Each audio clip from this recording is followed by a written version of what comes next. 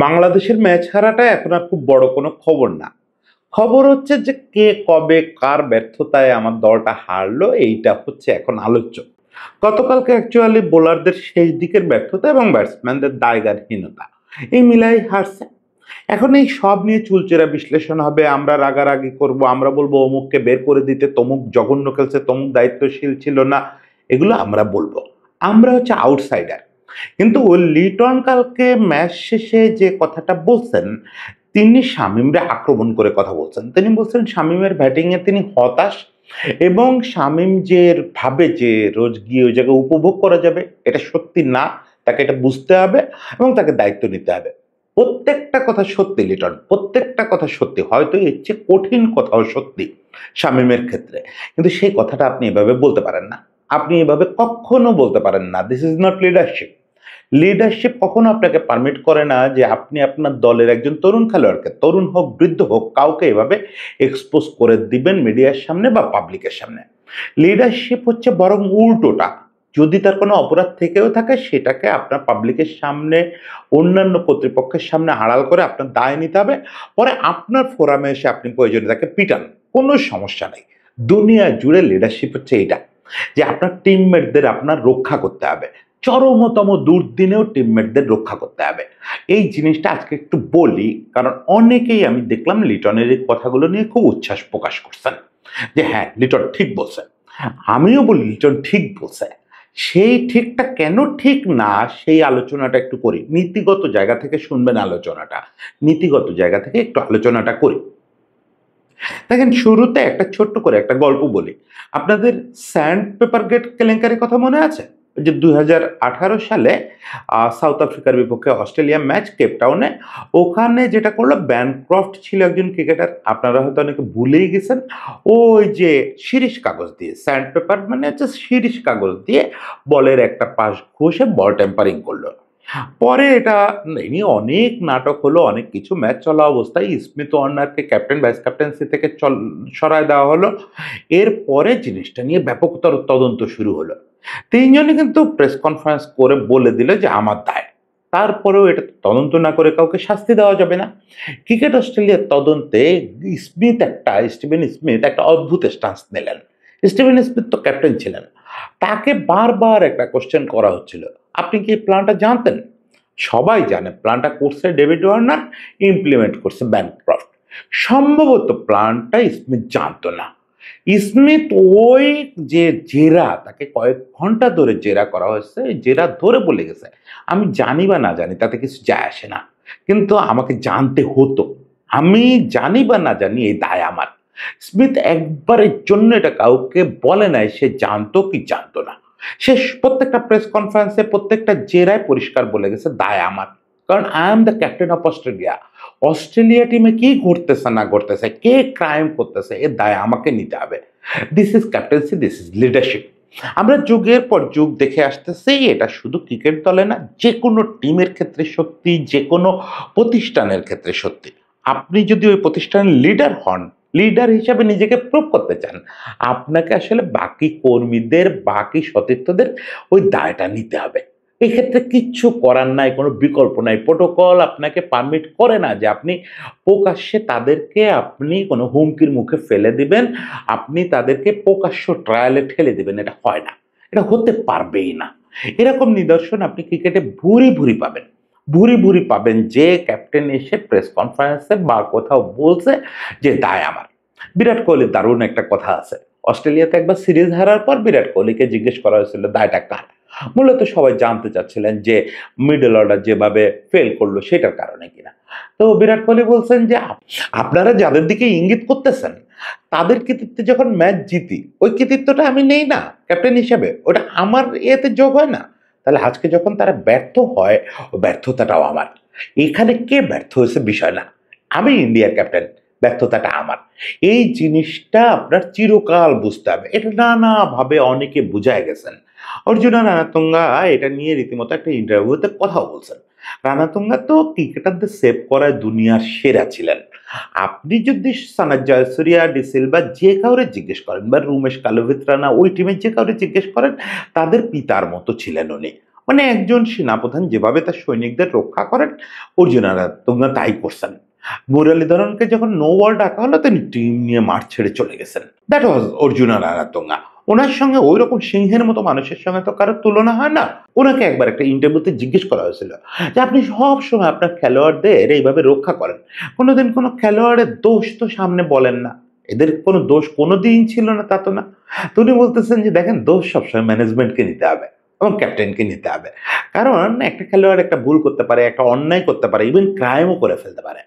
ওই দায়টা আপনার এই অর্থে, মোরালি আপনার দায় এই অর্থে যে সে তো আপনার আন্ডারে ছিল, আপনার টিমে ছিল, ফলে সে যা কিছু করছে ওটা পরোক্ষ দায় আপনার। এবং আপনি কখনো তারে ব্লেম করতে পারবেন না প্রকাশ্যে। এর কারণ হচ্ছে যে ওর বদলে অন্য কেউ ওই ধরনের স্বাধীনতা নিয়ে যখন কাজ করতে যাবে, তখন সে ভাববে একই ভুল একই অন্যায় যদি আমার হয়ে যায়, ক্যাপ্টেন তো আমার আবার আগামীকাল আমাকেও একই রকম ফাঁসি কাঠে উঠায় দিবে। This is the point, this is the point Liton. আমি এই জায়গাটায় আসতে চাচ্ছিলাম। আজকে ধরেন আপনি যেটা বলছেন না, এটাতে আপনি করতালি পাচ্ছেন, ফেসবুক জুড়ে আপনার প্রশংসা হচ্ছে। হ্যাঁ, শামীমের এরকম একটা জবাব দরকার ছিল। দারুণ বলছেন লিটন। শামীম রে, জাকের রে, সোহান রে এরকম মুখের উপর বলতে না পারলে হয়? হ্যাঁ, মুখের উপর বলতে হবে। সেটা কে বলবে? সেটার জন্য মিডিয়া আছে, ক্রিটিক আছে, সাবেক ক্রিকেটাররা আছে, এক্সপার্টরা আছে, তারা বলবে। মুখের উপর বলার জন্য তারা আছে। তো লিডার বলতে পারবে না। লিডারকে এটা লিডারের চেয়ারে বসা থাকা অবস্থায় বলতে পারবে না। লিডারকে প্রকাশ্যে ওইটাই বলতে হবে যে যাই ঘটুক ওটা দায় আমার। লোয়ার অর্ডার ব্যর্থ হয়েছে, দায় আমার। আমি কিপার, অথচ বোলাররা বাজে বল করছে, দায় আমার। আমার কোনো ভূমিকাই ছিল না, আমি দেখেই নাই ঘটনাটা কি, তাও দায় আমার। কারণ আমি ক্যাপ্টেন, আমি বাংলাদেশ দলের ক্যাপ্টেন। বাংলাদেশ দলে যাই ঘটুক না কেন, ধোনি বলছিল, ইন্ডিয়া দলে যাই ঘটুক না কেন, ওটা রেসপন্সিবিলিটি আমার। দোষ গুণ যা বলেন আগে মহেন্দ্র সিং ধোনিকে বলতে হবে, বলে তারপরে টিমমেটদের সঙ্গে আলাপ করতে হবে। কোনো উপায় নাই। ইভেন সে বোর্ডকেও এ কথা বলতো, সৌরভ গাঙ্গুলিও বলতো যে আগে আমার সঙ্গে আলাপ করেন। বোর্ড হয়তো মনে করছে কোনো ক্রিকেটার একটা খারাপ কাজ করছে, সৌরভ বলতো আগে আমার এক্সপ্লেইন করেন কেন তার সঙ্গে কথা বলতে চান। আপনি সরাসরি এটা নিয়ে তার সঙ্গে কথা বলতে পারবেন না। স্বয়ং বোর্ড প্রেসিডেন্টের সঙ্গে সে এই জাতীয় কথা বলছে। This is captaincy. লিডারশিপ হচ্ছে এরকম জিনিস। বুলবুল ভাইও যদি মনে করে শামীমরে ঝাড়ি দিবে, আপনার পারমিশন নিয়ে ঝাড়ি দিতে হবে। কারণ শামীম আপনার খেলোয়াড়, বুলবুল ভাই না। সে বুলবুল ভাই চাকরি করে, বুলবুল ভাইয়ের বোর্ডের চাকরি করে, কিন্তু খেলোয়াড় আপনার, টিমমেট আপনার। এখন কথা হচ্ছে আপনি কি তাহলে লিডার কি তাহলে শুধু এরকম ভাবে সবাইকে সেভই করে যাবে? তার এদের সমালোচনা করার অধিকার নাই, এদের শাস্তি দেওয়ার অধিকার নাই, এদের নিন্দা করার অধিকার নাই? অবশ্যই আছে। সেটার জন্য সুন্দর একটা ফোরাম আছে, সেটার নাম ড্রেসিং রুম, সেটার নাম হোটেল রুম। এই জায়গায় করতে হবে। আপনি সবচেয়ে নৃশংসতা দেখান না কেন, সেরকম মতো প্রত্যেক ক্যাপ্টেনের আপনি হিস্ট্রি পাবেন। এই যাদের নাম বললাম তাদের মধ্যেই পাবেন যে যাচ্ছে তাই আচরণ করছে ড্রেসিং রুমে। ড্রেসিং রুমেও যাচ্ছে তাই করে না। ইনফ্যাক্ট ওইটাও স্টেজ আছে। ড্রেসিং রুমে বড় জোর একটা জেনারেলাইজ করা, সমালোচনা করে, তারপরে যদি রাগারাগি করতে হয়, চরম ধরনের কিছু বলতে হয় যে তোমার রেসপন্সিবিলিটি নিয়ে খেলতে হবে, ক্রিকেট মাঠ সবসময় উপভোগের জায়গা না, এই জাতীয় কথা বলতে গেলে ক্যাপ্টেনরা যেটা করে ওই খেলোয়াড়কে ইন্ডিভিজুয়ালি ডাকে, ডেকে প্রয়োজনে যাচ্ছে তাই বলে রাগারাগি করে। আপনি কল্পনাও করতে পারবেন না খেলোয়াড়দের খেলোয়াড়দের সঙ্গে কি জাতীয় দুর্ব্যবহার করে। কিন্তু সেটা একেবারে একান্ত, সেটা আপনি প্রকাশ্য করতে পারবেন না। এই হিউমিলেশনের ভিতর দিয়ে কাউকে নিতে পারবেন না। এটা কোনো আইন না, এটা হচ্ছে প্রোটোকল, এটা হচ্ছে একটা নর্ম। এটা ফলো করলে আপনার লিডারশিপ করাই সহজ হবে। কারণ কি, ধরেন কথার কথা বলতেছি, কালকে আপনি শামীমকে নিয়ে এই কথাটা বলছেন, এই কথাটার আসর কি শুধু শামীমের উপর পড়ছে বলে মনে করেন? না।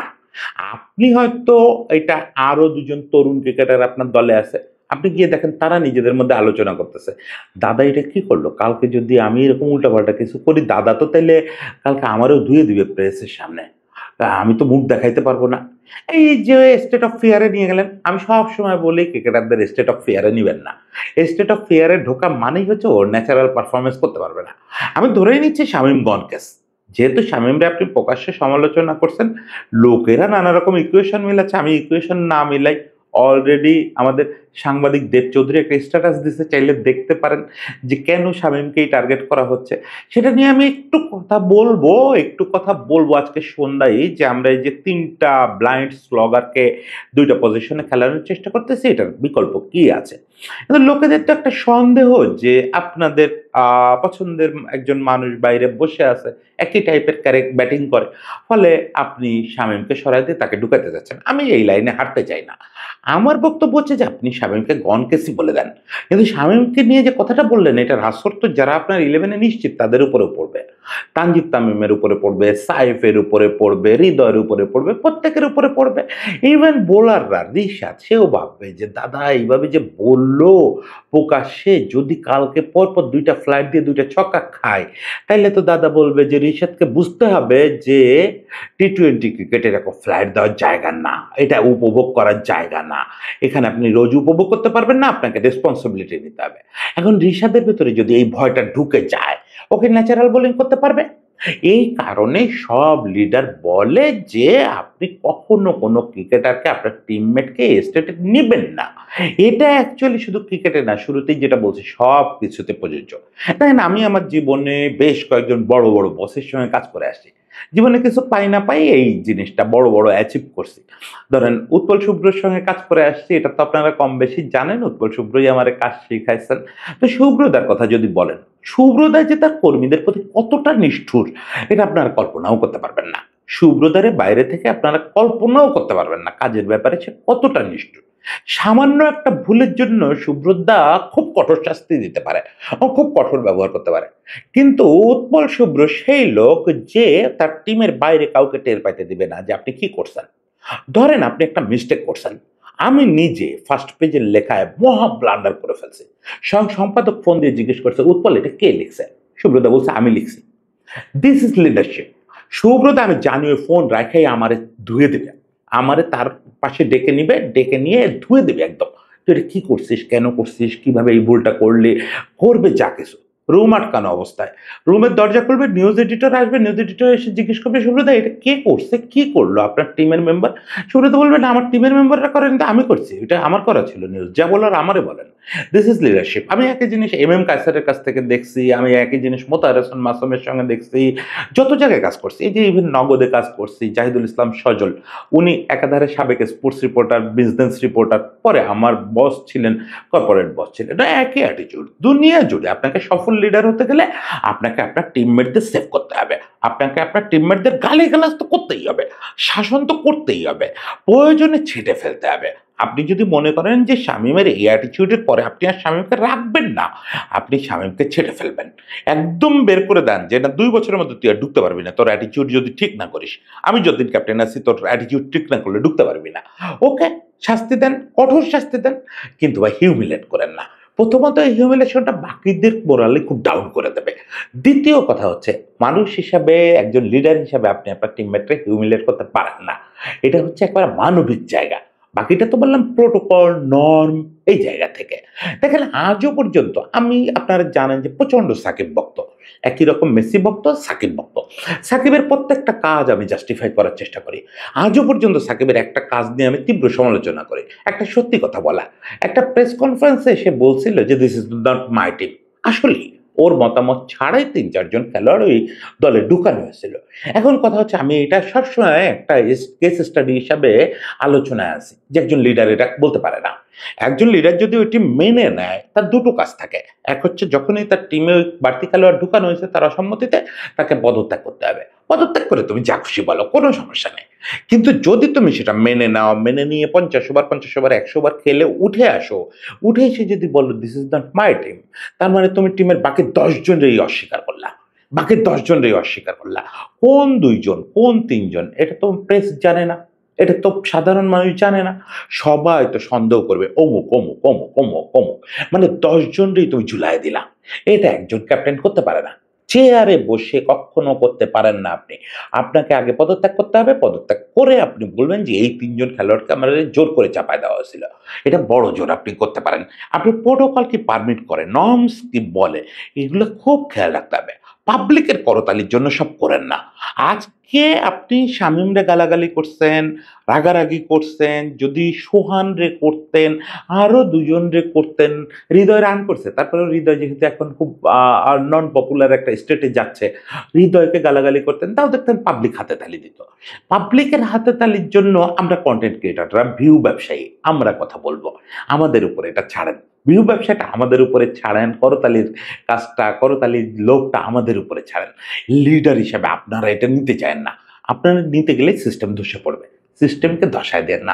সবাই ভালো থাকবেন। লিটনের জন্য শুভকামনা। এটা ছোট্ট একটা ত্রুটি। এর মানে এই না যে লিটনের ক্যাপ্টেন হিসেবে আমি কোনোভাবেই চ্যালেঞ্জ করতেছি বা অযোগ্য মনে করতেছি। লিটনের জায়গায় ঠিক আছে। ছোট্ট একটা ত্রুটি, সেটা নিয়ে একটু বেশি কথা বলে ফেললাম।